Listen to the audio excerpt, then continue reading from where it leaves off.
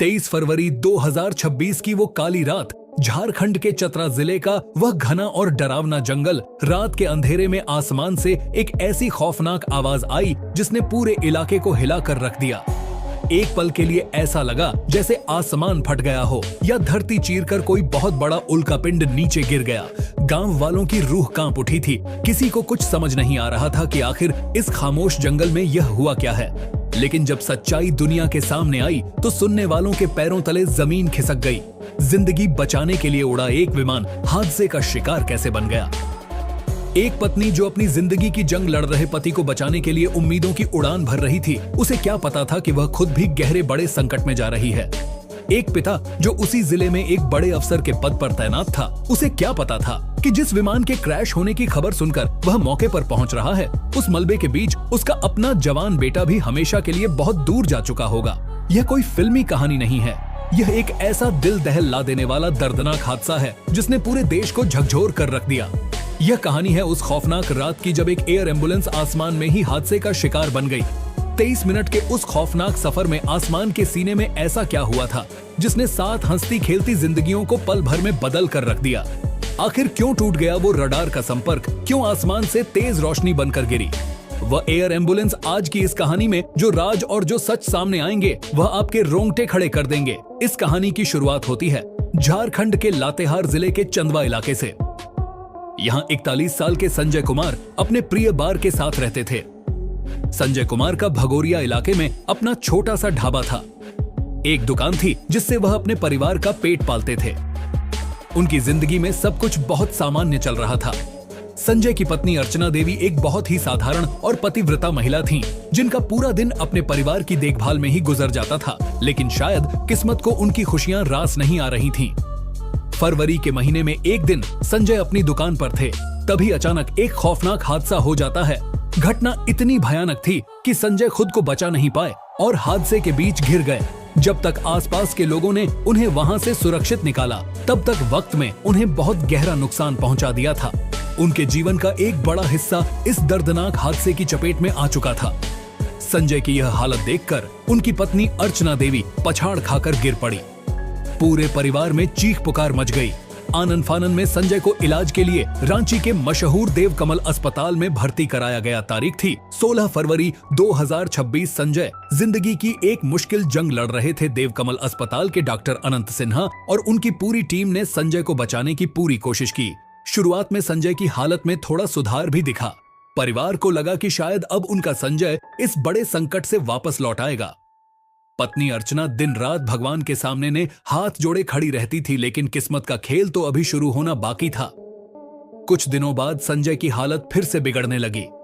उस भयानक हादसे की चपेट से जूझ रहा उनका शरीर अब जवाब दे रहा था। रांची के डॉक्टरों ने परिवार को साफ शब्दों में कह दिया कि अगर संजय को बचाना है तो उन्हें तुरंत दिल्ली के सफदरजंग अस्पताल ले जाना होगा। सफदरजंग अस्पताल, जो कि गंभीर चोटों के इलाज के लिए पूरे देश में जाना जाता है। अब वही संजय की आखिरी उम्मीद थी, लेकिन रांची से दिल्ली तक एक ऐसे गंभीर मरीज को ले जाना कोई आसान काम नहीं था। ट्रेन या सड़क के रास्ते ले जाने में कई दिन लग सकते थे और संजय के पास इतना वक्त नहीं था। परिवार वालों ने एक बहुत बड़ा और मुश्किल फैसला लिया। उन्होंने तय किया कि वह संजय को एयर एम्बुलेंस के जरिए दिल्ली लेकर जाएंगे। संजय एक साधारण परिवार से थे। एयर एम्बुलेंस का खर्च उठाना उनके लिए बहुत मुश्किल था, लेकिन जब बात अपनों की जान बचाने की हो तो इंसान कुछ भी कर गुजरता है। परिवार और रिश्तेदारों ने मिलकर 8 लाख रुपए का इंतजाम किया। 8 लाख रुपए देकर red bird Airways private limited company की एक एयर एम्बुलेंस बुक की गई। यह बीच क्राफ्ट से 90 किंग एयर विमान था, जिसका रजिस्ट्रेशन नंबर VT भी था। परिवार की आंखों में एक नई चमक थी। अर्चना देवी को लग रहा था कि अब उनके पति बन जाएंगे। दिल्ली के बड़े अस्पताल में उनका इलाज होगा और वह फिर से अपने पैरों पर खड़े हो जाएंगे। 23 फरवरी 2026 की वो शाम आ गई जिसका सबको बेसब्री से इंतजार था। शाम के करीब 4:30 पर संजय को देव कमल अस्पताल से डिस्चार्ज किया गया और रांची के बिरसा मुंडा एयरपोर्ट की तरफ ले जाया गया। अब उस विमान में सवार होने वाले 7 लोगों की कहानी सुनी है जो अपनी जिंदगी के आखिरी सफर पर निकलने वाले थे। मरीज संजय कुमार स्ट्रेचर पर लेटे हुए थे। उनकी देखभाल के लिए उनकी पत्नी अर्चना देवी उनके साथ जा रही थी।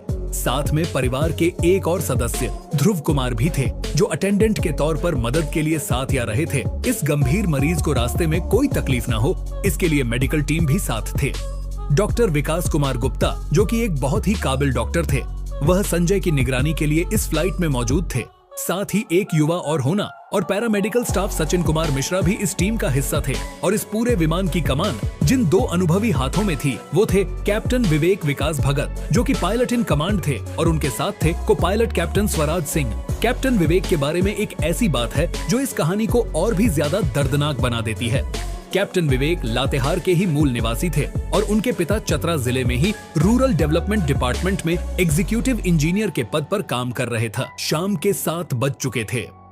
रांची के बिरसा मुंडा एयरपोर्ट मौसम हल्का हल्का खराब होना शुरू हो चुका था, लेकिन ऐसा नहीं था कि उड़ानें रोकी जाएं।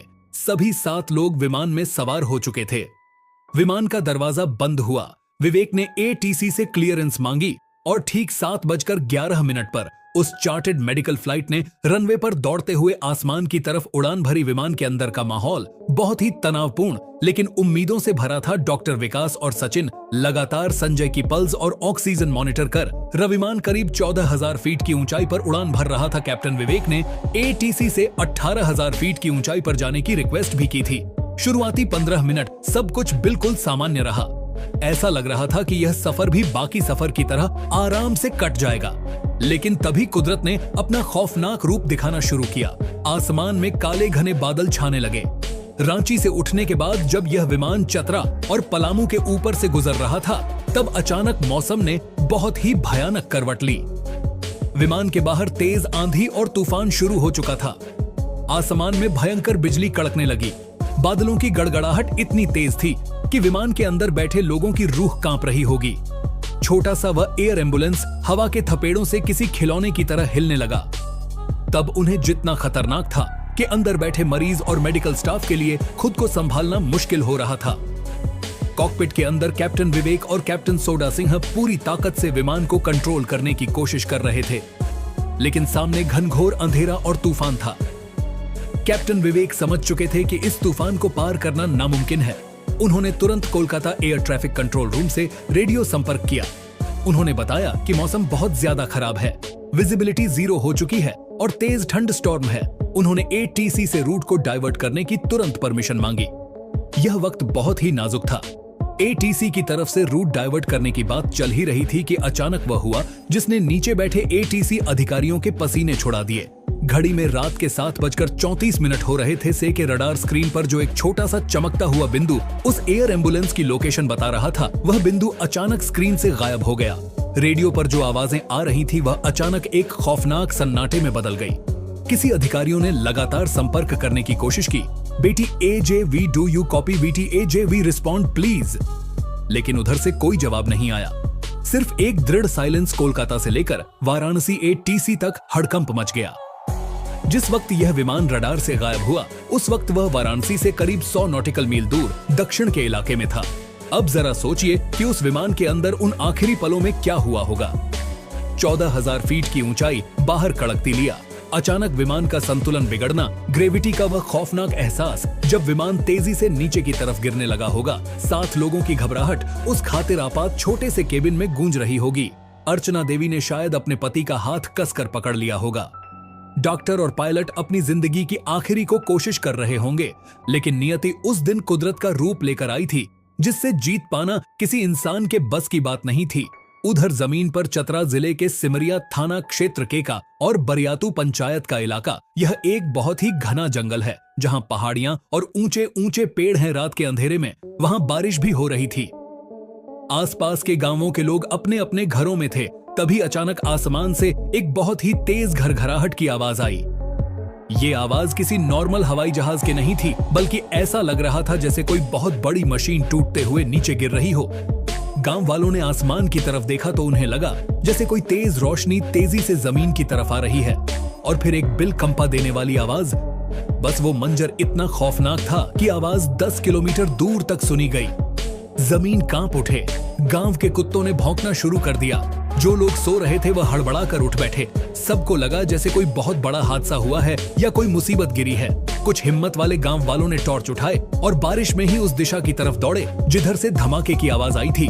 जंगल का रास्ता बहुत ही दुर्गम था, कीचड़, पत्थर और कंटीली झाड़ियां। लेकिन जब वो लोग कमाता गांव के पास उस पहाड़ी इलाके में पहुंचे तो वहां का नजारा देखकर उनके पैरों तले से जमीन खिसक गई। पूरा जंगल एक अजीब से धुएं में घिरा हुआ था। पेड़ टूटकर गिरे हुए थे और वहां मौजूद था उस सफेद रंग के एयर एम्बुलेंस का बिखरा हुआ हिस्सा। विमान पूरी तरह से क्षतिग्रस्त हो चुका था।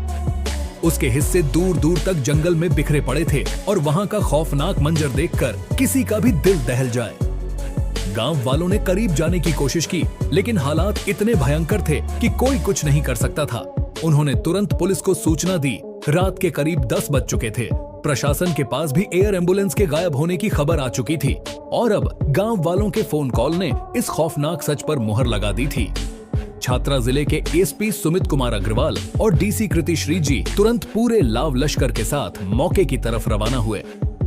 स्थानीय पुलिस, एसएसबी के जवान और मेडिकल टीम की गाड़ियां सायरन बजाती हुई उस अंधेरे जंगल की तरफ दौड़ने लगी। लेकिन वहां पहुंचना इतना आसान नहीं था। गाड़ियां एक जगह जाकर रुक गईं, क्योंकि आगे जाने का रास्ता नहीं था। बचाव दल को पैदल ही अपना साजो सामान लेकर उस खौफनाक और फिसलन भरी पहाड़ी पर चढ़ना पड़ा।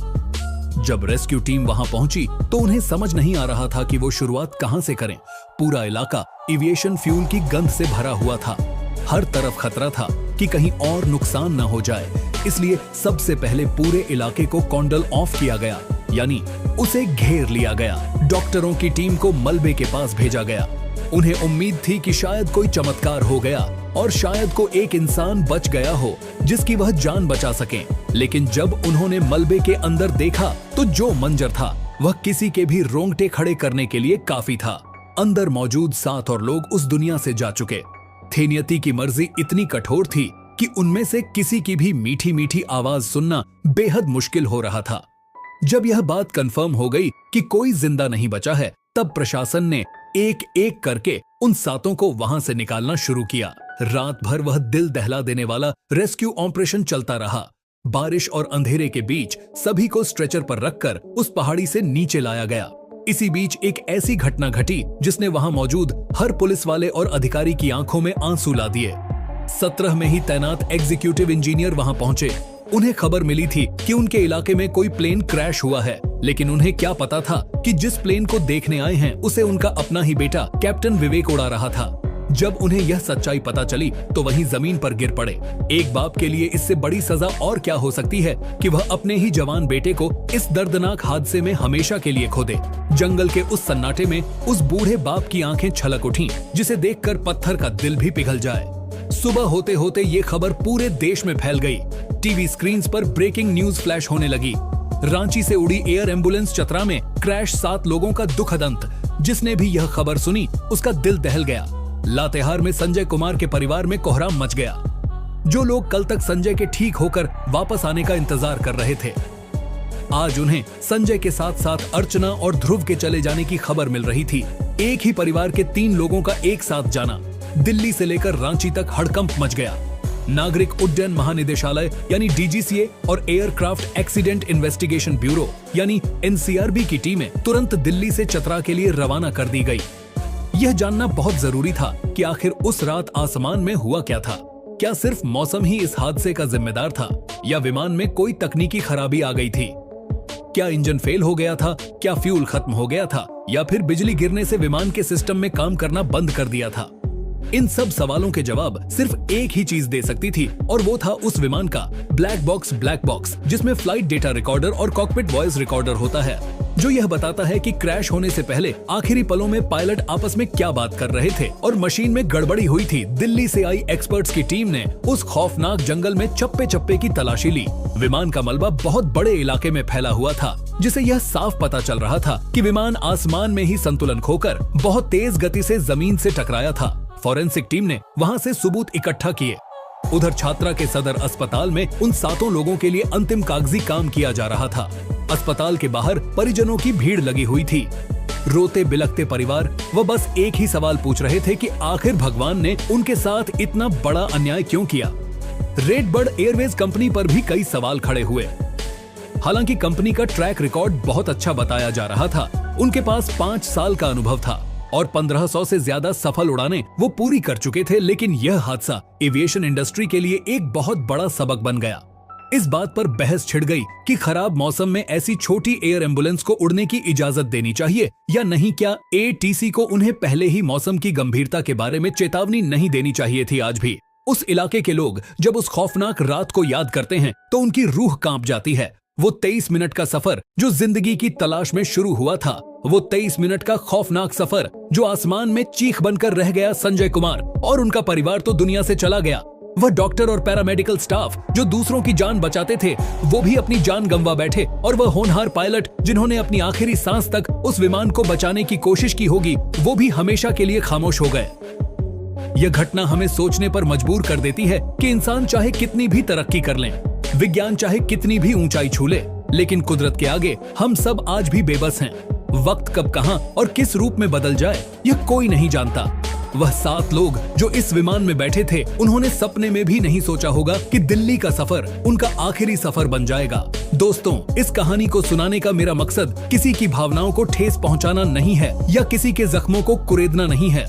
मेरा मकसद सिर्फ आप तक इस खौफनाक सच्चाई को पहुंचाना है और यह बताना है कि जिंदगी बहुत अनिश्चित है। हमें हर पल अपने अपनों के साथ प्यार से रहना चाहिए और सुरक्षा के नियमों का हमेशा पालन करना चाहिए। अगर आपको ये कहानी पसंद आई हो और इस दर्दनाक हादसे ने आपके दिल को छुआ हो तो इस वीडियो को लाइक जरूर करें, अपने दोस्तों और परिवार के साथी से शेयर करें ताकि वो भी इस सच को जान सकें। और हाँ, ऐसे ही दिल दहला देने वाले किस्से सुनने के लिए हमारे चैनल को सब्सक्राइब करना न भूलें।